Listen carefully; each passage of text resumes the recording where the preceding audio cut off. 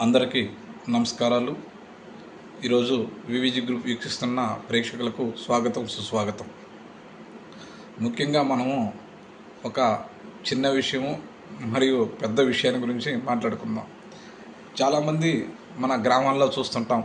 ఎందువలంటే కర్మకాండలకు రారు కానీ కర్మంతరం మాత్రము, అంటే పెద్ద కర్మ మాత్రము చాలా అట్టహాసంగా చేస్తుంటారు. ఏంటంటే 4 గ్రామాలు, చుట్టుపక్కల 7 గ్రామాలైన పిక్కటిల్లేలాగా ప్రతి ఒక్కరు వీళ్ళ గురించి అనుకునేలాగా, అంటే ఆ విధంగా షామ్యానాలు వేసి డెకరేషన్లు అంతా చేసి మంచి మంచి ఆహార పదార్థాలు, అంటే నువ్వు కని విరిగిన రీతిలో ఆహార పదార్థాలు పెడతారు. ఏంటంటే దాంట్లో కావాల్సిన పెట్టేసి అందరూ ఆశ్చర్యపడేలా కర్మంతరం చేస్తారు. ఏంటంటే వాళ్ళని గుర్తుపెట్టుకోవాలి అందరూ. కానీ మనకి విషాదం ఏంటంటే బతికున్నప్పుడు వాళ్ళ తల్లిదండ్రులకి పట్టిడి అన్నం పెట్టే వాళ్ళు మాత్రం ఎవరు ఉండరు.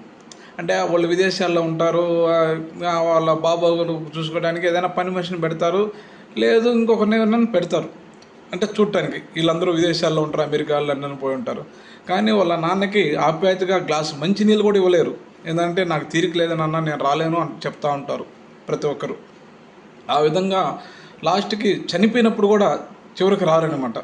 వీడియో కాల్ చూసుకొని ఆ తతంగాంతవరకు వీడియోలు చూసుకొని ఏడుస్తూ ఉంటారు. అంటే బతుకున్నప్పుడు మనం కరెక్ట్గా అతనికి అన్నం పెట్టలేము, ఒక గ్లాసు మంచినీళ్ళు కూడా ఇవ్వలేని స్థితిలో ఉంటాం. అతను చనిపోయిన తర్వాత తిరిగి చేసుకుని ఒక నెల రోజులు సెలవు పెట్టుకొని వస్తారు.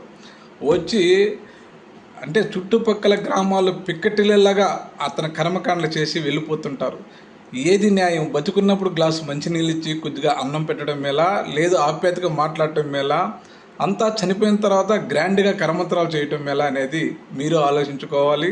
ఆలోచించి నిర్ణయం తీసుకోవాలి. ప్రతి ఒక్కరూ ఆలోచించాలి కూడా. Thank you friends.